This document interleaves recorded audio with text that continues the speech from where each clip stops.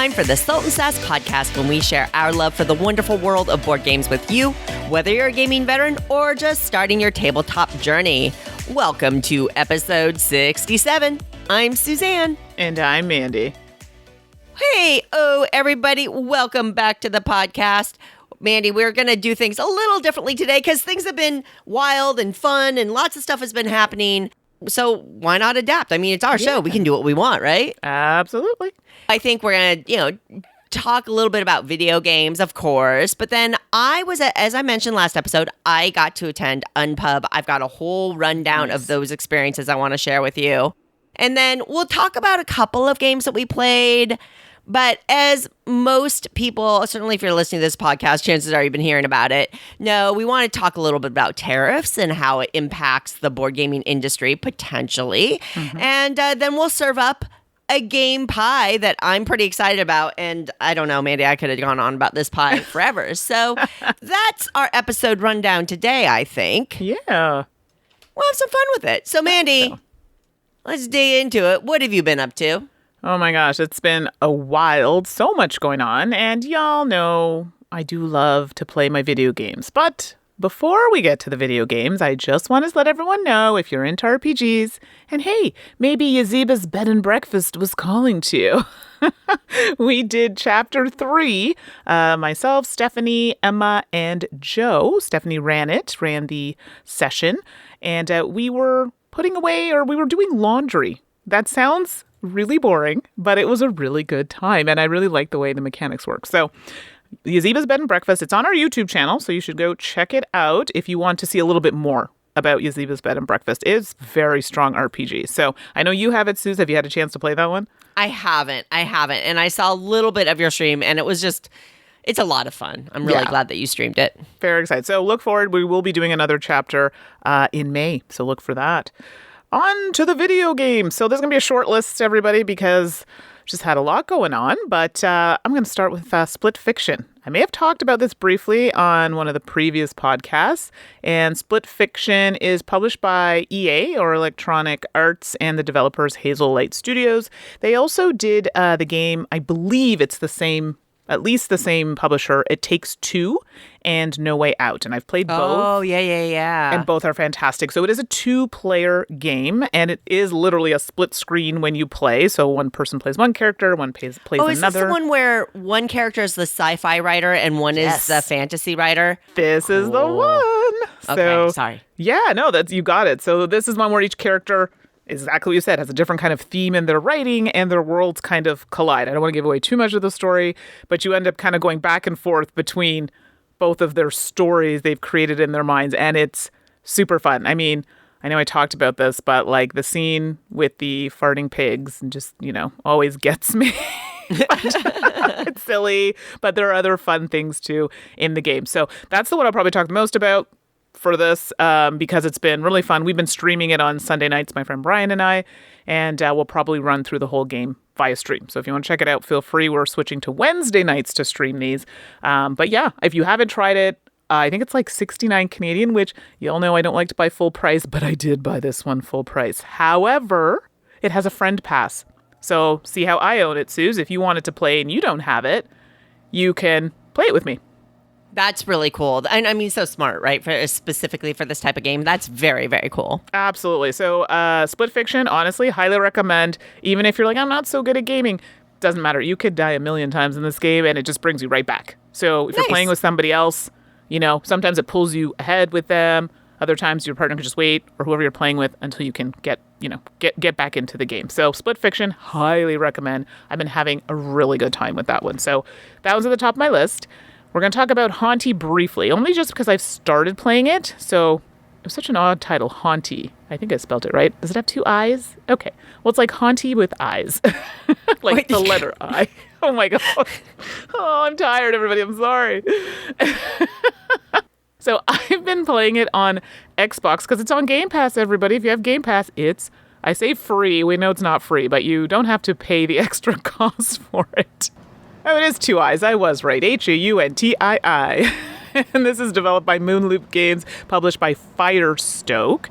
And it literally, you are playing a ghost. I think you like just become a ghost. It's called it's an action adventure game about a ghost journey through the afterlife. It sounds really morbid, but it is actually kind of like cute art, and it has some puzzle aspects, exploration. I don't know, it's just super cute. I just started playing it. It's kind of a really interesting take. Like the art, it's very, I don't want to say simple, because I wouldn't say it's simple, but it's not like, wild graphics like Split Fiction, but it has art that's I can appreciate. And I think it's on like Steam, Switch, PlayStation, Xbox, all the things. Just started playing it, but I do love platform adventure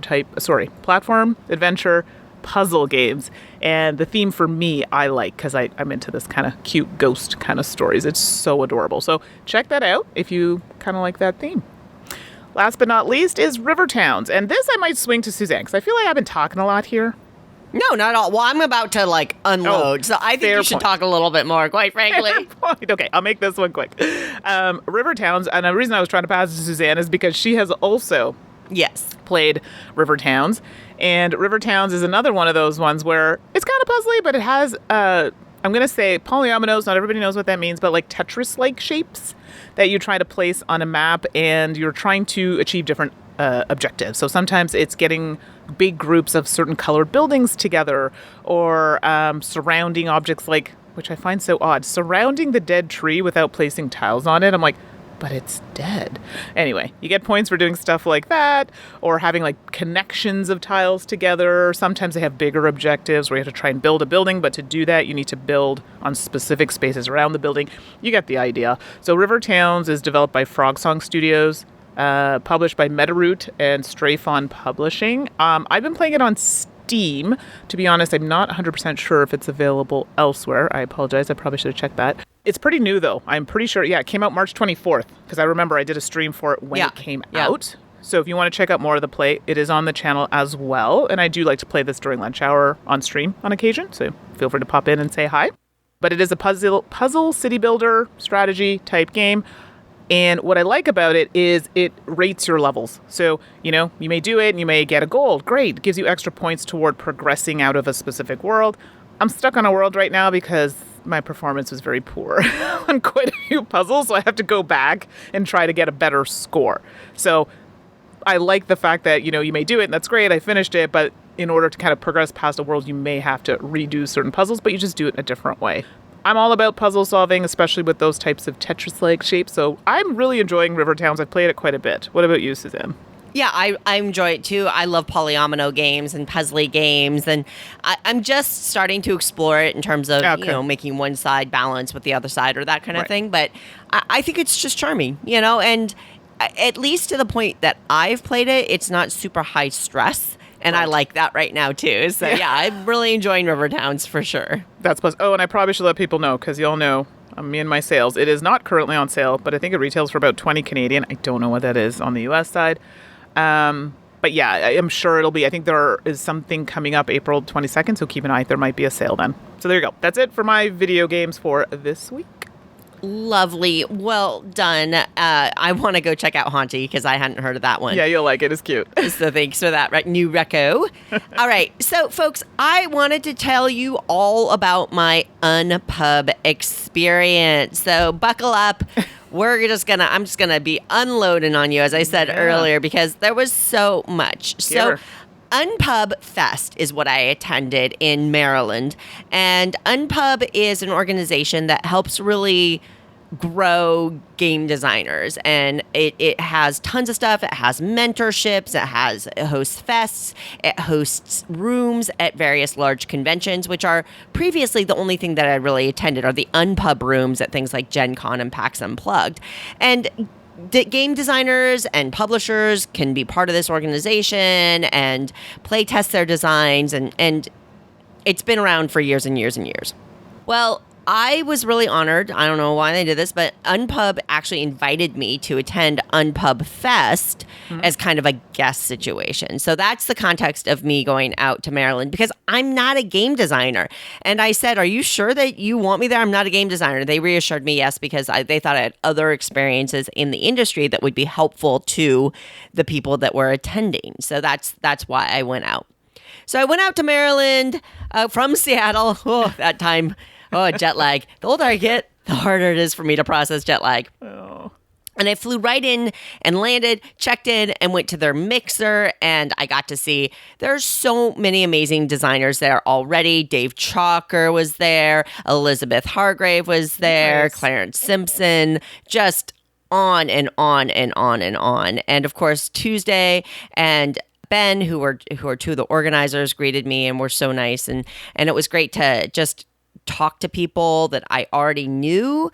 And I wasn't trying to be insular, but it's, you see friends. And so the first thing you do is greet friends. But there were a ton of people there. And I was like, wait a minute. What did I get myself into? Because I thought it'd be like a couple of hundred people. Yeah. Oh, no. It was almost 500 people. Like, it was so much bigger than I thought it was going to be. So I immediately became very nervous and very intimidated from there. Okay. So the mixer, there were snacks and you were getting to talk to people and meet people, and that was really fun. Mm-hmm. Then it rolls right into an event called Feedback Frenzy, which, wow. So Feedback Frenzy is designers volunteer to do this. They have to actually request to be part of it. And you select, it's competitive to get into this program. Okay. And then a panel, including, in this case, it was me, Joe from All Play, and Chris O'Neill from Ninth Level Games. Mm-hmm. They basically pitch their game to you, and then the panel gives them feedback in front of a live audience. And that room was packed. So first of all, major kudos to every designer that went and did that, because that takes real guts, real bravery to stand up in front of a crowd of your peers, in front of a panel, and pitch in public that way and take your feedback in public that way. Absolutely. It was amazing. And you could tell how much passion and care and love that these designers had for the games, and they had varying degrees of polish in their presentation. But no matter how smooth their speaking voice was, they had tables so that they could put their prototype pieces out on display. Every single designer, when they were reaching around to move cards or move pieces, you could see their hands trembling and shaking with their. And I was like, yeah, that was my reaction. I was like, oh, baby, it's okay. You're doing great. Feedback Frenzy was amazing. I think we looked at 11 games total. Wow.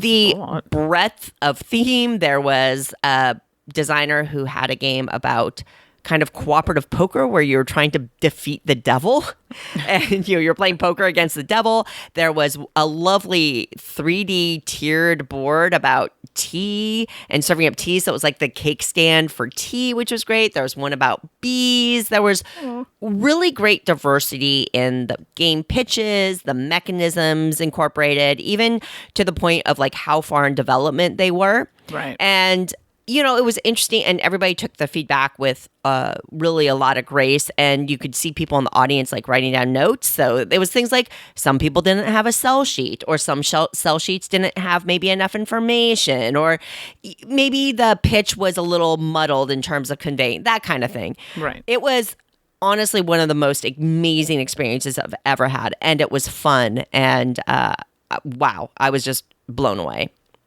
The other thing that I did as a quote-unquote guest was I had a keynote session the next day.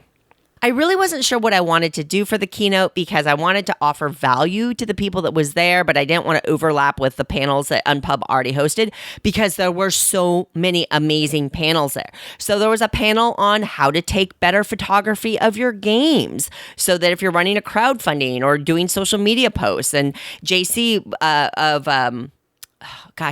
I forget the name of his channel, but it was he teaches you how to teach games. Mm-hmm. That's his hook is it's not about teaching you how to play the games. It's teaching you how to teach the games, which is a skill. Right. So he was there. He also does photography. So he was teaching that kind of seminar.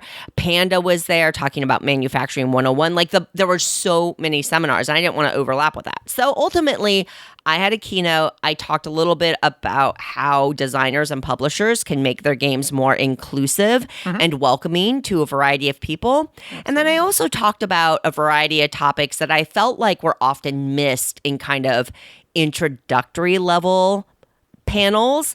So, for example, we talked about product testing, which is becoming a bigger and bigger thing in the board game industry. Absolutely. And I talked about how much that would approximately cost and who you have to be concerned about when it comes to things like Amazon or the EU regulations and things like that. So very nitty gritty, and hopefully it was useful for people. I was so nervous during the whole thing, Mandy. I can't even tell you. Like I entered a fugue state. I don't remember anything I said. All I can remember is when I was done, I remember all the things I forgot to say. That's how it goes. Oh. Yeah, exactly. Beyond that, so those were like the two big things. There was also Signal Boost one morning, which was a chance for creators or designers from marginalized demographics to meet and mingle and talk. And that was a phenomenal experience. Had a lot of really good and somewhat intense, quite frankly, discussions with a variety of designers about barriers that there were in place and some of the challenges of getting a toe in the door and things like that. It was also very inspirational to see this fairly large room, pretty full of women and marginalized folks of marginalized gender, people of color, all communicating, sharing, and trying to bolster each other. So that was cool.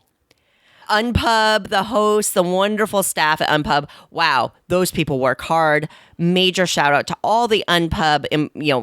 They're not volunteers, but like all the organizers kept that show running and were so helpful, and just really, it was very clear that they were pretty mission driven and saw the mission of Unpub as important and their role as important, and it just made what they did so great. But one of the things they did was they ordered a bunch of pie. Love it. I had a pineapple right side up pie. Oh my gosh, Mandy. Okay. It was so good. Sounds good. So I got my pie at Unpub, but really the rest of it was playtesting games. So Mandy, you go into this room, imagine a game convention, with all the open gaming tables, but every table is a game being playtested.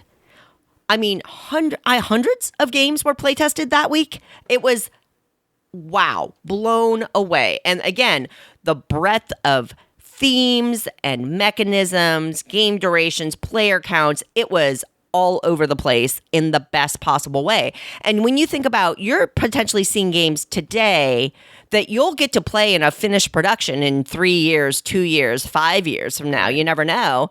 It's pretty cool. I got to play something by Dave Chalker, who's the one of the designers of Thunder Road Vendetta. Nice. Got to play something he was working on that was very, very cool.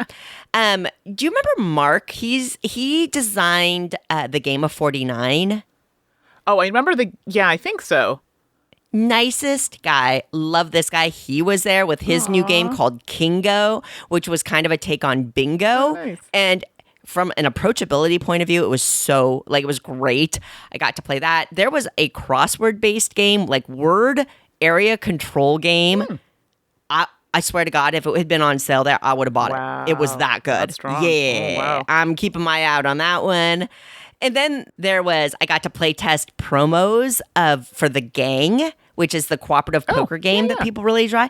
And John, one of the designers, was there, and he was play testing promo cards that Cosmos has asked him to do. So I got to get a sneak peek at that. That was super fun. And, you're talking to designers, and you get to talk to them about their motivations, their inspirations, their problems, their challenges, their concerns. A question I was frequently asked is, what publishers do you think this game would be a match for? And I would give my suggestions, but then part of me was also like, you need to research this. If you want to be a game designer that pitches, that has success, you should be learning about the vibe, the feel, the market of publishers, right? And so we would have those kinds of conversations.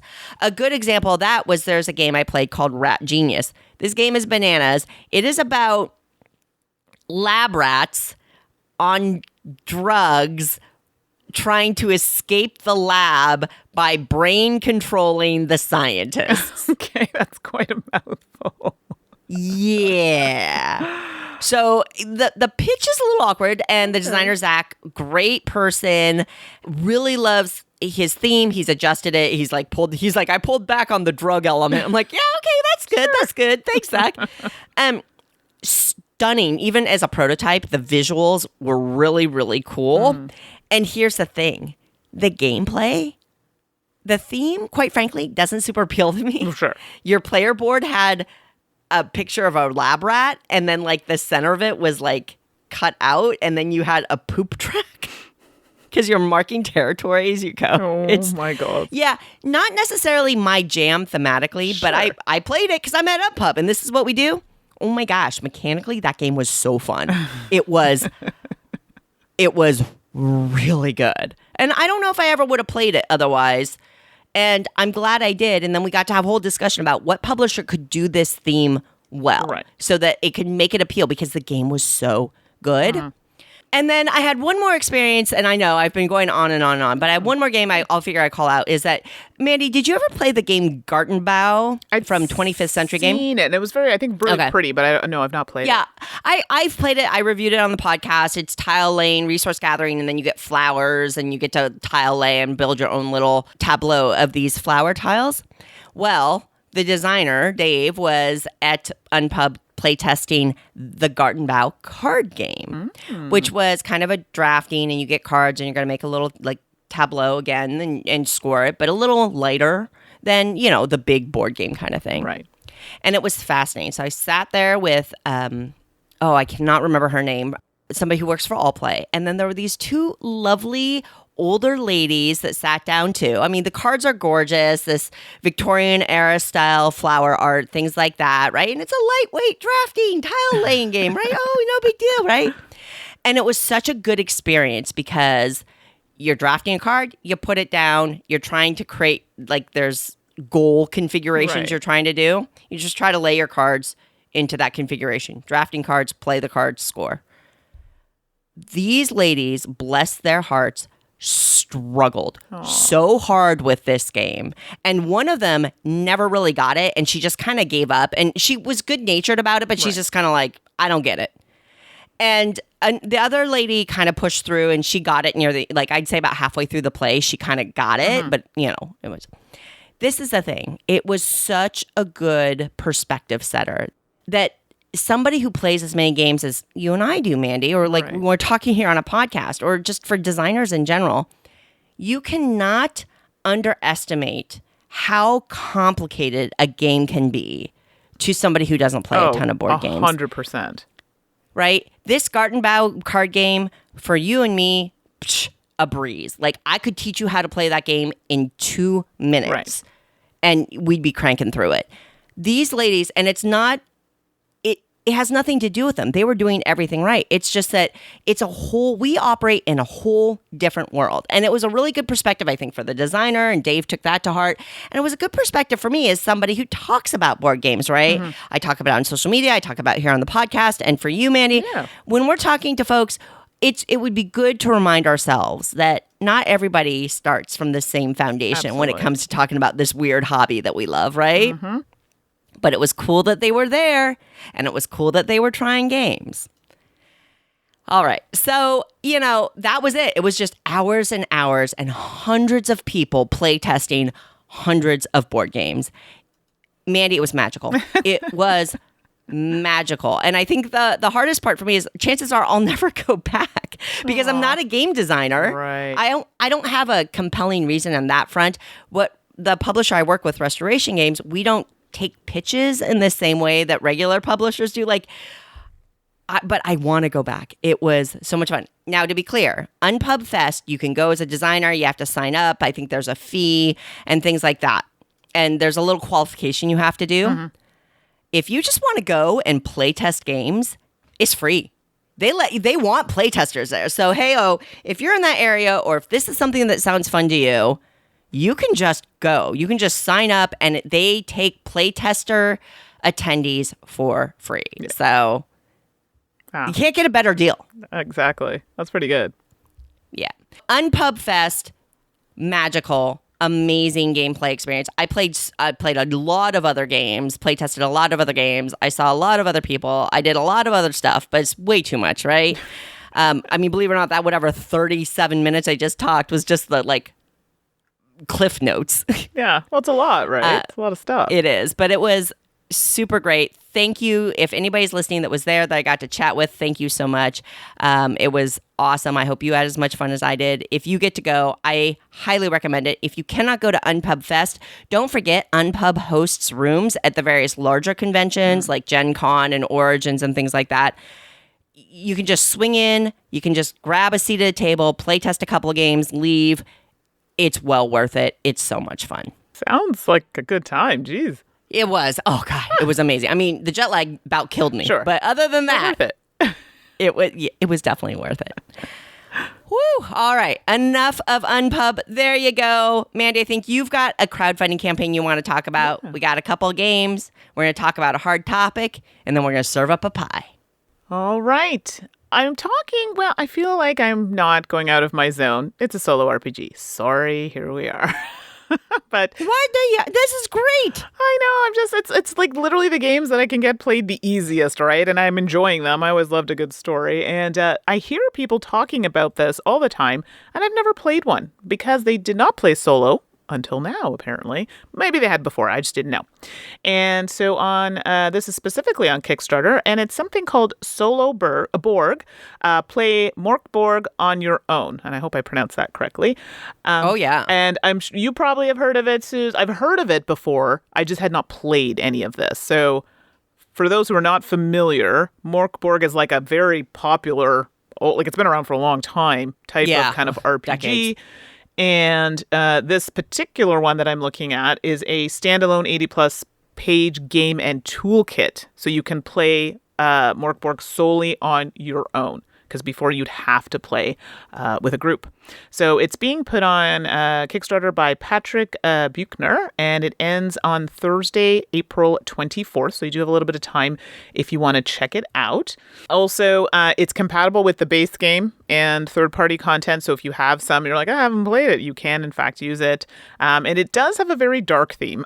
So if you're not into fighting for survival, doom, dark fantasy kind of world, this may not be for you. But if that does kind of tickle your fancy a bit, you might want to try this because you can do it solo. It's saying that it's ideally the age to play this is about 14 plus. It's about 30 minutes per session. I like that. Short sessions are great just because, we're all busy. Yeah, I think it's meant to keep the rules very straightforward. From what I saw online from the designer and from reading the Kickstarter, it is meant to be in a very kind of simplistic way so people can catch rules very easily, kind of jump in and not feel overwhelmed. So it does use structured prompts, tables, and oracles. So I do like the fact that it uses a variety of ways to help generate the story, which is great, answering those questions and making your world. And of course, dice. I do miss when some of them only use cards. I like the fact that you can roll dice to face consequences. And you just see the picture on here. It's pretty scary, but like cute scary. Anyway, you get the idea. So I think for myself, I was looking at the just the basic ring-bound edition, which is about 32 US, 46 Canadian. They have other levels, but I just generally will stick to getting the book or the PDF if that's not available. So that, for me, is the one I'm looking at. That's Solo Borg. Play Morkborg on your own. And hey, if you've played it, I'd love to hear more about it. So please feel free and on the BGGs, let me know your thoughts on what you've played with friends. I've not played the solo, so we'll see how it goes. Very cool. It's cool that they put that all together. Yeah. That's awesome.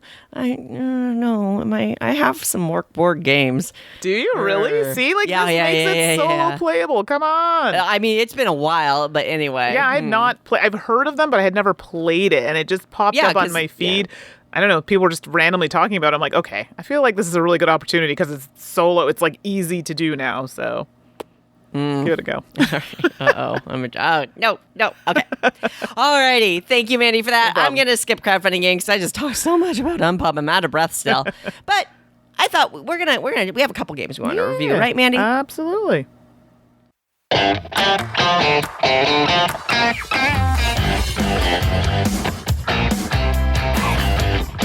Alrighty. So, because we've structured the episode a little differently today, we're not going to do huge games played. Don't worry. We'll be back next episode with lots of delicious games played. So I'm going to be taking a look at Pergola, which is designed by Mikhail Golubiowski, Przemek Wojtkowiak, and art is by Karolina Kijak and published by Rebel Studio. I apologize in advance. I know the names are tricky for me, so I apologize.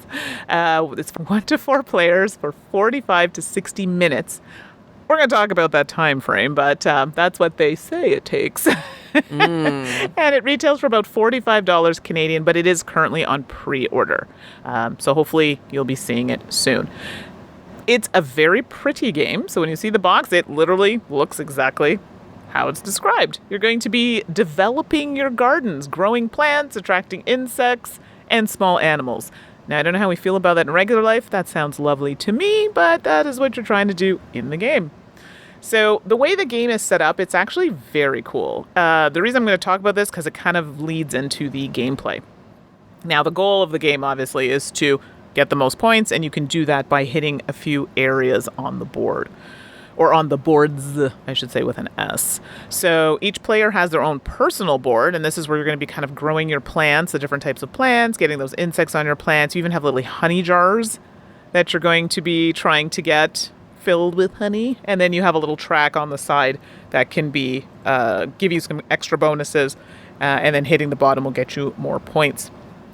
The main board in the area, in the middle of the area, is another board that you can also go to with your little frogs. Oh my gosh, they are so cute. So they have this board with like lily pads on them, and there are objectives on some of them. So if you get, first to get so your plant a certain level of height or a certain amount of buds on it, great. If you land on that space first, you'll be able to get a token, and those are going to be giving you abilities and points at the end of the game. Then when you're taking your turn, they have these, I don't know what you'd call them. It's like a planter. So each player has like a planter box, and in the planter box, it's like it will hold your tools. I can never say the word, so I'm not going to say it, but the little shovel and the rake, I guess, that's kind of like, you'd be putting your tools in kind of a kit like that, and then you would use those to put your plants. So they give you like the planter, and then when you're taking your turn, you have the kind of plants or the tools that would kind of go into your planter or whatever, into your tool kit, but they made it look like a planter. There's a display of like 4 of them, and on those are the actions you're going to take in the game. So you get to choose from the display which ones you want to pick. So when you pick it and do your action, you put it in your little planter. It's very cute. Doing a very poor job of describing it, but the components are quite nice. And then there are X amount of rounds depending on players, and you'll be able to count back and see based on how many are in your little planter. So it's really cute. So like I was saying before, you wanted to try to get collections of different types of they have these like tokens you can get, which gives you extra abilities. You're also trying to get these buds, like these plants that can separate in one way or another way, and you're trying to get height and row of them will matter. This is coming down to scoring. Also, the little ladybugs, where they end up, and again, like what level and how many are in a row, those are going to be great for endgame scoring.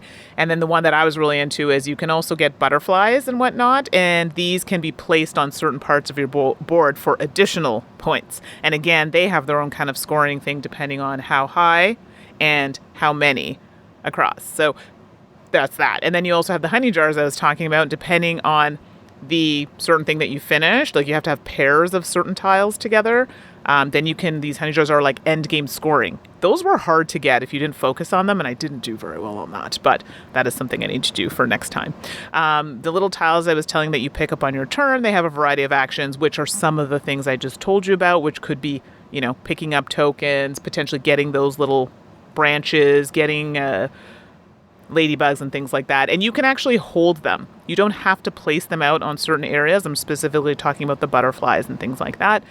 This was a mistake that I made a couple times when I played this game, where I was like, oh, what does it matter if you just put them out there? Well, sometimes when you're building certain things, you may decide, ooh, this is a better points opportunity, so you can put them out as a free action on a different turn. They don't have to be on the turn you take them. So that was really important. So that was a lot. And overall, Pergola was a lot of fun. My game group really enjoyed this. It's a very pretty game. And yeah, it looks gorgeous. You did see it, right? The images I've seen, yeah. Yeah, it's really pretty. And the quality of the components is very good. So, because you can use the board itself houses all of the components. So you actually pull it out. It's one of those like trays.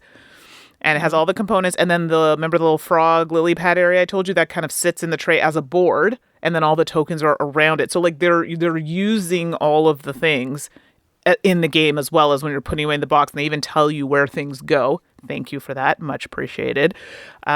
So not only is it a good game, we really enjoyed making those decisions and then not fully understanding certain things. And it was like, oh, yeah, that's why you don't just rush to put everything out. You want to assess the situation. That could just be me because I'm a little impatient sometimes. But I mean, I do appreciate that. And we all kind of took different strategies. Like we had my friend Stefan was really working that plant. I was like, oh my gosh, your plant is insane. But you got a ton of points from it. Or there are other types of plants where you have to get both sides of the plant. And they were harder to get, but he focused on that, and those were a lot of really good points. Or we had other people like myself who were doing like the insects or the animals and getting rows of those. So I really like that you could take different approaches. You could dabble a little bit, but definitely focusing on some of them is very helpful for those points. So components we talked about, fantastic. So fantastic quality, fantastic use of components. Overall game was really good. It says 45 to 60 minutes. At least for the first game, it's going to be longer than that because it's a lot to go through. It's not difficult, but it's a lot. So I would definitely say for the first game, give yourself probably a couple of hours. I'm not saying the game takes that long, but to go through rules and everything, it'll probably take that. And then maybe once you've played it a few times with 4 players, 3 players, you maybe might get through it in 45 to 60 minutes, but not for the first game or two. So I really liked this. Suz, I really hope you get to play this as well. Okay, yeah. I mean, yeah. And, wow. And I like the fact that it plays solo. This is actually what I might consider playing solo, just because it seems like it's one that I could play like against the game kind of thing, like not handling another player. So I'd have to take a look a little deeper into that. So Pergola, very strong, very good. And the price point is excellent for what you're getting. So I really enjoyed this. Wow. All right. Dang, girl. All right. I'm trying to make you spend money, apparently. Oh, my God. Well, the game I wanted to talk about this episode is Moving Wild, designed by Chris Prescott and published by Oink. Ooh. Now, this is actually a republication of a game called Zuuli, Zuuli, but Oink picked up the rights and has produced their own version that's widely available, easily to get, in the $20 to $25 range for one of those standard, beautiful little small boxes that Oink does. Of course. Moving Wild is, just like I was talking about the Gartenbau drafting game at Unpub, Moving Wild is a card drafting tableau building game about building out your wildlife preserve, so to speak. Yeah. You're going to play in 3 rounds. You're going to get a hand of cards, and then you're going to draft one, put it in your tableau, pass the remaining cards, keep on doing that. At the end of the round, you're going to score, and you do that 3 times. At the end of the game, the highest score wins. Dead simple. Anybody listening to this podcast, chances are you kind of know what I'm talking about here. Okay. So these cards are generally fall into 3 categories. There's going to be habitats, animals, and improvements. So, and they're all just mixed in. You're going to want to pick the right cards for you at any given time. And choosing between those can often be an interesting decision. Habitats, I think there's 3 basic types of habitats, but the cards themselves may have 2. So you may have a water and mountain habitat on the same card, right. Or you may just have a water one, or you may just have a jungle one, whatever. You could have a water, mountain, and jungle habitat card. If you see that one, draft that one. It's good. That kind of thing. And then animals will have a variety of icons on them as well, and oftentimes they'll have some scoring condition on them. So what you're doing is you're drafting these cards, you're building out a tableau, you have to put you want to put animals into a habitat that matches what they want to live in, right? So if you get a monkey, you may want to put the monkey in a jungle. And there's some nice graphic design choices that they made on the bottom of the cards to indicate, this is a jungle card and that is a jungle card. But monkeys want to be with, say, other monkeys. So now you're trying to build up how many monkeys fit into that habitat. But habitats can only take so many animals. And monkeys need so much space because maybe each monkey needs two icons of 2 little squares of space and that kind of thing. So you're balancing a lot of things, how much space the animal needs, what kind of animals it wants to be with, what kind of habitat it needs to be in, how they score at the end of the game or at the round and that kind of thing. Right. From a teach point of view, it's pretty simple. I find this game actually a lot more complex or a lot harder than it might seem like from a rules because of all of the intricacies of how the cards interplay. You also have improvements that I mentioned, like it can add a habitat to another habitat, that kind of thing. Cards may have, like, they can be carnivores or they can be friendly, and friendly animals can share habitats, but you can't put a carnivore into a friendly habitat. Some animals want to be alone. Some animals need a ton of space. It goes on and on. There's so many different types of animals. There's so many different types of requirements. And if you cannot meet the needs, if you have unhoused animals, you're going to score negative points. So the box contains these cards and then a bunch of tokens, which includes -2 point tokens and positive point tokens. You get a bunch of negative point tokens because you're going to get a bunch of negative points at some point. Right. The cards are another thing to mention. They are really slim. So they're about the height of a standard bridge or poker card, but they're about half the width, which is interesting because they're a little maybe harder to handle, and because you have less real estate, the text on the card can be quite small. Okay. So the icons are okay, and the icons make sense, but a lot of the animals have special scoring conditions at the bottom that they write out in copy, and because the card is so small, they don't have a ton of room, and so the print on those cards is very small. And I feel like I'm Marty and Tony from Rolling Dice and Taking Names complaining about how small text is getting in games, but the older I get, the more it hits me. I'm like, wait a minute, that's really hard to read. So a minor complaint, really. Sure. The benefit of these cards is you're going to get a lot of them in front of you throughout the course of the game. And by having those half-size cards, it takes up less table space, which many of us have played Castles of Burgundy, the card game, right? It's a small box, but once you finish that game, you need a dining room table. Right? My mind went there as soon as you said that. Exactly. So, I mean, the half-size cards help address that challenge in a different way.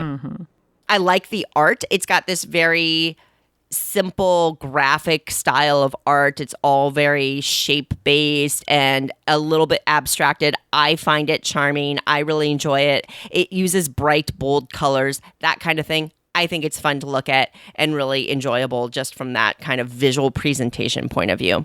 Small box, very portable, $25. I think that's affordable. It plays 1 to 6. I've also played it solo. So it has a little solo mode, and it's very simple, Mandy. It's the kind of one you would play because you're drafting and you're built, like the card you don't take, you give to the quote unquote collector. Right. So there's no extra, like there's not a lot of admin, and then there's some special scoring to make the game harder. The collector gets bonus cards, that kind of thing. But plays very smoothly solo, very fun solo, quite frankly. So great player range, solid cost, visually very attractive. I think it's a great game. I think Moving Wild is definitely one of the better games overall that Oink has produced. Small text aside.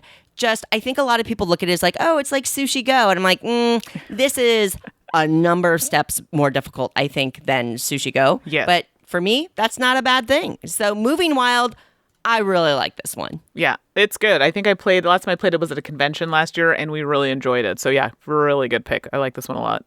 All right, well, that's all the games we're going to talk about because, folks, if you are into this hobby, you will know that there's a lot going on from the United States, which is where I'm from. Mandy, of course, you are from Canada.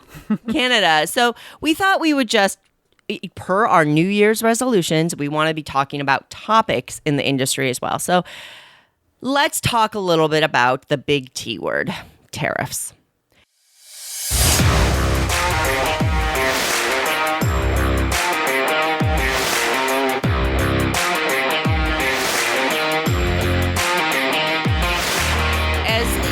Be aware, the President of the United States has been implementing broad swath tariffs on products imported to the United States. Right. Well, what does this mean specifically for board games? And Mandy, feel free to chime in because I think your perspective as a Canadian is going to be very different than my perspective as an American. And I see a lot of posts online from like European folks and talking about, does this affect us? How does this affect us? That kind of thing. Absolutely. So just to make this really simple, because this is a constantly thing. In fact, at the time of this recording, the president just announced that he may leverage an additional 50% tariff on top of the 54% tariff, which would make it a 104% tariff on China imported goods to the United States. Well, what does that mean? What do these numbers mean? Tariffs are typically applied to goods imported from a country. So if America puts a tariff on China, that means goods imported to the United States from China will incur this additional cost. It is a cost that the entity importing must pay. So for example, Restoration Games, which is a publisher I work with, so full disclosure there, we print most of our games in China. Let's take a game like Unmatched. So Unmatched, we're going to print it in China. They're going to put it on a boat. They're going to freight it over to the United States. When it lands in port in the United States, now we will have to pay whatever the current tariff is on goods imported from China. At this point, if we were to have a ship land today and process through port today, we would be paying a 54% tariff. What does that mean, though? A tariff is applied to the cost of goods, not the retail price of goods. So as we've talked about on this podcast and many other spaces before, the cost of a game is the cost to make the game. And that is often about a 20-ish% of what the MSRP is. Right. So if a game costs $10 to make, it probably sells in a store for $50 to $60. So it is a 54% tariff on that $10. There's some debate. It usually includes freight as well. So the cost to make the game and the cost to freight it to the country. There's some debate about whether these tariffs apply to that. But regardless, a 54% tariff. So if a game costs $10 to make, the publisher now has to pay $5.40 per game to accept that game into the country before they sell it. That's a lot of money. And if you've made 2,000 copies, if you've made 5,000 copies, if you've made 10,000 copies, and keep in mind, this is a cost to the publisher they had no way of knowing was going to hit. Right. So boats left China 6 weeks ago. 2 weeks ago, publishers were told, you're going to have to pony up tens of thousands of dollars to get your product. And you've already set all the prices. Your consumers know what they're going to be paying, et cetera, et cetera. This causes a massive challenge for games that are going to stores through regular distribution. And also it hits publishers who use crowdfunding campaigns because backers paid a certain price already. They've already they've already pledged for their copy of the game. And now the publisher has all these costs. The pledge prices were all based on certain calculations of what it was going to cost the publisher. Those are all out the window. So these publishers are scrambling to try to figure out how they're going to cover the cost. Now, we've seen a wide range of responses from the industry. So a company like, again, I work with Restoration Games, so take that with a grain of salt. Restoration Games has a campaign for a game called Unmatched Adventures, Teenage Mutant Ninja Turtles. Restoration Games has declared that they will not pass on the tariff costs. So this is tens of thousands of dollars that Restoration will no longer make as profit, right? And profits pay for employee salaries and for making more games and for things like that. Meanwhile, we have publishers like Madigo. They have a campaign out for Kemet Rise of the Gods. They have said that they are assessing and they will likely be charging or asking U.S. backers to contribute more funds to cover the cost of the tariffs for their copies of the games. Now, tariffs only apply to the U.S. publishers, right? If the games are made in China but then shipped directly to the EU to fulfill to Paris or Germany or things like that, the tariffs don't apply. And that's why you get publishers like Madigo saying, we're only going to charge U.S. consumers for that. You're also, Sirlin has a campaign for Yomi outstanding that they are also going to be asking for money to cover tariffs. It is an untenable position because publishers do not want to have to take their cap off and go to their backers and say, please help us cover these costs. Thankfully, response largely is positive from consumers. They seem to understand that this is a situation that the publisher had no control over. These are costs that the publisher is incurring to no fault of their own. But not all people feel that way. Right. And not all publishers feel comfortable asking their backers for that additional funds. Now, the last thing I'll bring up, because I've been talking a lot, Mandy, and then I'd like to hear from you, is not only does this really, really hurt publishers, and ultimately it's going to net out in publishers going out of business, games not being made, or publishers having to charge a lot more for games. These are some of the very realistic outcomes of this situation if it goes on. Another entity in the ecosystem that's going to be severely damaged by these tariffs are your friendly local game stores, which I personally view as a very important part of the hobby. This is where people discover new games. They gather in person. Local game stores can facilitate community and community growth in a way that you can't do online, and they offer so much value in that respect. Well, all of the math based on distribution costs has gone out the door. And the cost that for wholesale versus the cost that retailers can charge, that equation has been long-standing. Local game stores and publishers aren't making billions of dollars. This is a low-margin industry. Now with the tariffs, publishers are going to have to look at either charging more or going direct to the consumers through crowdfunding campaigns or through like direct online sales. Where does that leave the retailers? It's a big question. We don't know, but this is potentially very damaging for retailers as well. So, as I said at the top of this long chat, the situation is constantly evolving because of the volatility of how these are coming about. We don't know.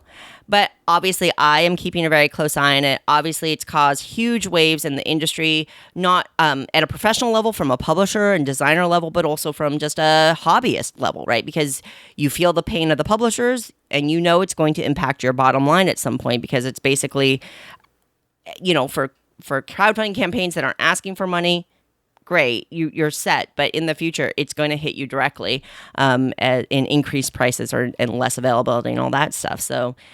yeah. So, Mandy, that's all very U.S.-centric, and you can argue, oh, well, what does that matter to me? I'm in Europe or I'm in Canada and things like that. Well, it matters for a lot of reasons. The United States is the largest market for board games. There's supply and demand. There's volume. Even if you're in Europe and you're making a game in China and you're importing it directly to Europe, that's fine. But if you can no longer sell to American consumers or it makes the pricing untenable, you've lost a massive part of your market. That kind of thing. Like all of those things, we are a global market. So what happens to your largest marketplace, in this case, the United States, tends to have a huge impact across borders in that front. But Mandy, as a Canadian, what are you hearing? Yeah, it's for us. And right now, I definitely think people are really big on buying Canadian, period. I think that's kind of a consensus here right now. So I think in the end, it is going to affect potentially, retailers and other things. So just in that sense alone. But I think costs in general, we've always been used to, right, paying slightly higher costs in Canada when it comes to in general. But now having tariffs or, other things attached to that, it kind of makes people go, I was okay paying $10 for it, not so much paying $25. Do you know what I mean? Right. Standard of living here is really high. It's expensive. And I think a lot of people mixed with, kind of hurt feelings and other things. Sure. They're not going to want to spend that money. And again, it's not personal, right? It's coming down to what you can afford. And I think that's the biggest thing is going to be affordability. I have a lot of friends who are working in the industry and are concerned because they work in the industry. A lot of their clients are based in the United States, or they do work with clients that are, from the United States or whatever the case may be. So maybe it's not, easy for them to now have those relations. It makes sense for them to keep those kinds of things in-house. And I'm talking about on the American side, right? So people who are in the industry on the Canadian or who are Canadian or on the Canada side may be losing some of those, and I put that in quotes, like jobs or those connections, because it just might get too expensive. So I think what I'm trying to say is affordability is what it's going to come down to. It's cost. Interesting. And you and I offline were having a conversation not about specifically, I won't get into specifics. We weren't talking about board games. We were talking about video games and, things like that. And how, like, for us, it's expensive. And then now for tariffs, specifically on this system, it's even more expensive, right, for Americans. So I think the whole gaming community, board and video, and obviously board gaming is a more niche hobby, so it's definitely going to hit a little harder. I think we're going to see a lot of change in the way that people are buying, in the way that people are selling, who they're selling to. Canada, we don't have the same access to games that you all do in the United States. And I can't speak for Australia and the other ones. They may be in the same boat as us, but I can't go to Amazon and buy a game. I'm telling you right now. It's never been an option. There are other companies, Targets or whatever that you have out there where you could, in fact, go. That's not a thing here. You know what I mean? So we're very limited on where we can get certain games. And if that's the case, and it's going to be an expense potentially to bring some of these games in, we just might not see them. So. Wow. I really appreciate you chiming in kind of with that perspective, right? Sure. Because that's, I have had some personal frustrations seeing folks not from the United States, very small percentage of people, but kind of going, oh, well, glad I'm not in the U.S. Doesn't affect me at all. But it does. And the reality is, chances are, if you love board games and love variety and, and prices and things like that, chances are it will impact you. So I think the best thing folks can do is kind of educate themselves. I think as just a hobbyist, as just a gamer, what can you do to help? Well, if you're an American citizen, write to your senators and your congresspeople to express your opinions about the tariffs and what's happening. And if you are not, or if you don't feel like doing that, although I implore people to do that, have some patience, have some sympathy, and have some patience with publishers, with designers. Nobody knows what is going to happen. Nobody knows what is going to happen. Every publishing entity is basically scrambling and doing their best with the information that they have. The rules are changing constantly. The facts are not sure. So maybe just being a little kinder, a little more patient. If a publisher comes to you and says, hey, can you chip in? If you can't, it is what it is. That's understandable, but maybe don't yell at them about it because they don't want to be in that situation. And, if you have the expendable money, buy at your local game store or buy from your publisher or back that project, because these are the entities that are going to really need your support to keep going and keep at least, that element of the hobby going from this side. So tariffs, there's a lot more. I personally have been doing a lot of research on it just because of my role in the industry, but also just personally interest in it. I don't know everything. I am far from an expert on it, but we've kind of glossed over elements here. Oh, 100%. If you have questions, we didn't get too deep here. No, yeah, and this is why we cut out some games and stuff, because we knew it was going to take some time to talk about. If you have questions or want to discuss it more in a respectful way, please feel free to drop your questions or comments into the thread on our Board Game Geek Guild, or you are welcome to email us. We'll give you that information at the end of the episode because we can certainly continue the conversation. And I think, speaking for myself, but knowing Mandy, we want to be a resource as much as we're able to. So yeah, and I know we're ending it there, but I do want to say, and I. This is always tricky because I know this is the consensus right now, and Canada is like really supporting Canadians. So I get that. Listen, I've always been a big proponent of that. Love it.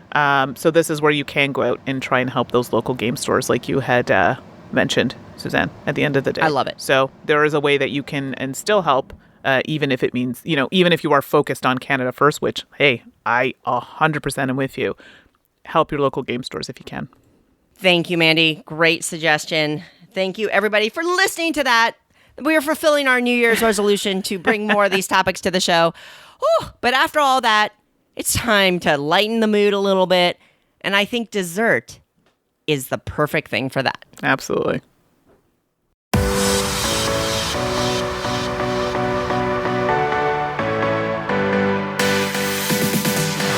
If you are are a podcast listener, then you'll know that we talked about some of the challenges that are happening in the board game industry. And so we thought it might be fun to talk about some really affordable games that you can print at home or potentially just play off of your device, off of digital files, with the pie full of print and play games. Mandy, there are so many great ones. I know you and I are kind of addicted to print and play games. So many. So many. We're going to have a 2-part pie. So we're going to serve up one pie now, and next episode we'll have another pie to finish that off because there's so many good ones. It was too much for one pie. Right. All right. Guess I'm kicking it off. So the first slice of print and play games pie for me is The Hardy Boys, and this is a solo RPG. So I've talked about it before, and I think, yes, I even did a video with Stephanie on the channel for this one, and it's just that. You are trying to solve a mystery, some good friendly family fun. You could make it a little edgy if you want, and it uses cards to help you solve your mystery and create your story. I just found it really nice to play with two, solo, easy, brought me back to those memories of when I used to read The Hardy Boys, Nancy Drew. And it does come in the book. I also own the book, but I did start playing this as the PDF file. So the Hardy Boys Solo RPG, if you were looking to just get your feet wet, this might be a nice one. I love it. I want to pick that one up. That one. Yeah, I think you'll like this one. Yeah, I think so. First up for me is Aquamarine. This is a print and play roll and write game. And I think all of mine are pretty much roll and write games because, hey-o. By Postmark Games. In this one, you are rolling dice, you are diving down into the ocean, discovering different marine life things and treasures and things like that. The system is so incredibly smooth with the dice selection and the variability of the different maps. And ultimately, for game pies, I thought about it and I picked Aquamarine, maybe because it's the one I played most recently and really had a good time with it. Sure. But you can go with any game from Postmark Games, and they are some of the best roll and write games out there. And hey, they're usually just £4 to £10 a piece because you just buy it. There's so much content. They're a huge value. So Aquamarine. Yeah, that's a strong one. I like a lot of their games. My next slice of pie, well, this is a bit of a cheat, but I feel like I'm throwing it in there because they didn't make one this year, or they didn't make one for 2025. Oh God, it's so much work. I can't even imagine. Right. So that's the quest calendars. So I have a few of them. I actually ended up getting previous ones and printing them. So getting the PDF and just printing them and playing them as a game because they're so fun. And they're literally calendars that every day there's like you have a character that you develop, and there's like a little part of the adventure. Roll some dice. Did you win the battle? Did you get some things? And then you just pick it up the next day. It's great. I think maybe 5 minutes, 10 minutes max per page, and it made a nice start to your day. So it is a game. It's just in a calendar form.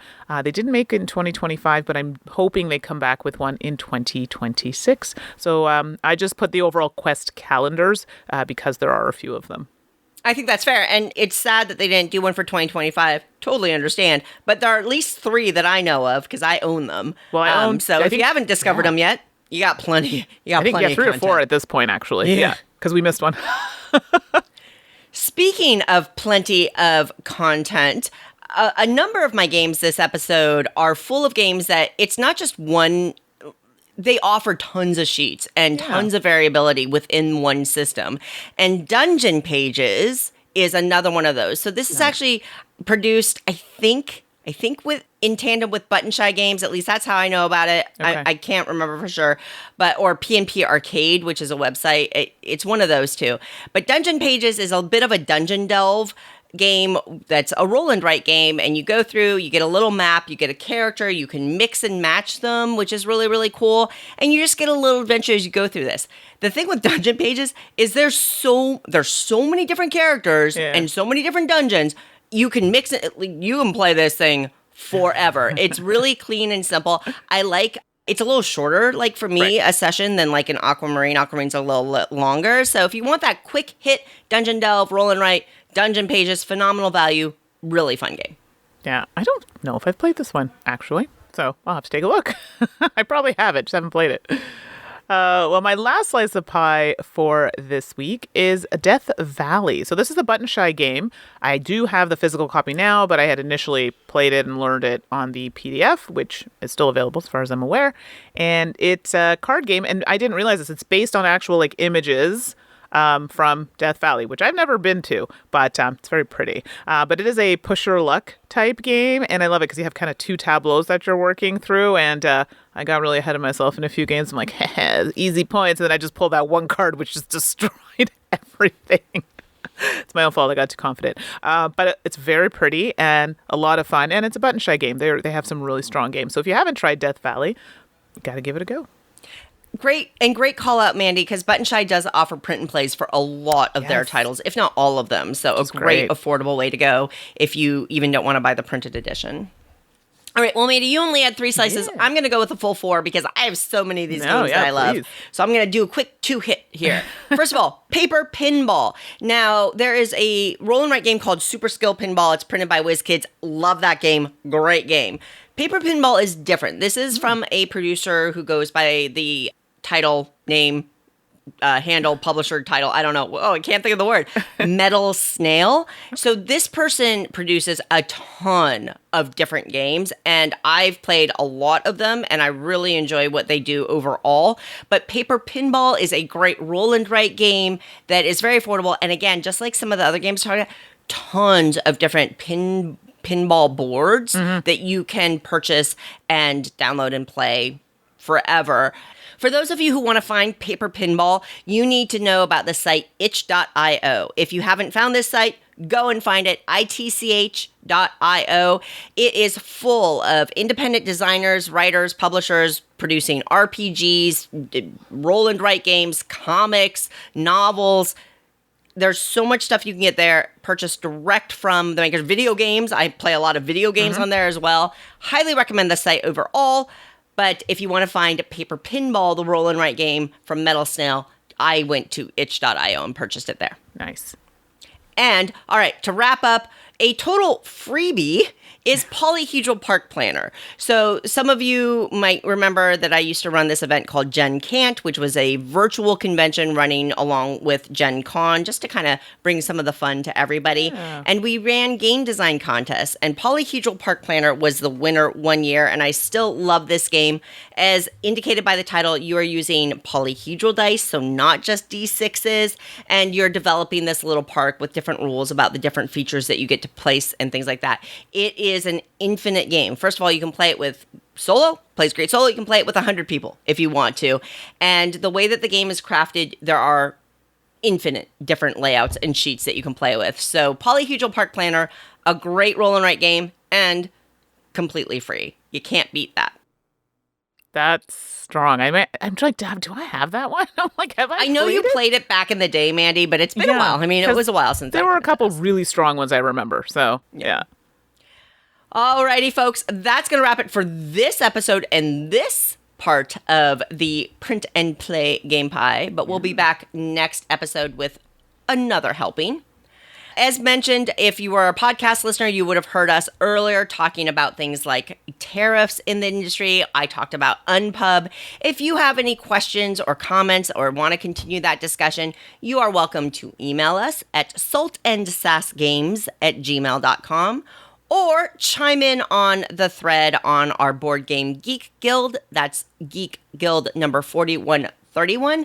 We'll have an episode, a thread dedicated to this episode. Chime in with any questions or comments you have there, including any great P&P games that you might know of that we could toss into the mix. Or you can always hit us up on social media. The socials, we're everywhere. You might be watching this video right now on the YouTube. So we are on YouTube and Twitch at Salt and Sass Games. That's Salt and Sass Games. We are also on Blue Sky. We got a little professional there, so it's just Salt and Sass. So Salt and Sass, and that's on the Blue Sky.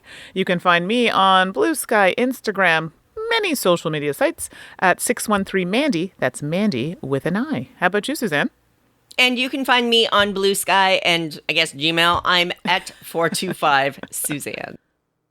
Thank you so much for being with us today for this episode. It is a pleasure and privilege to be podcasting with you. Thank you for including us in your extended gaming family.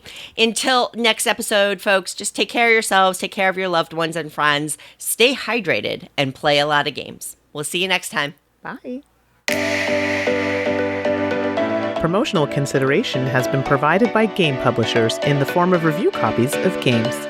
If you'd like to support the podcast, please check us out on coffee.com/saltandsassgames. Thank you for your support. We are also part of the Goonhammer Media Network. Check out more of their content on media.goonhammer.com.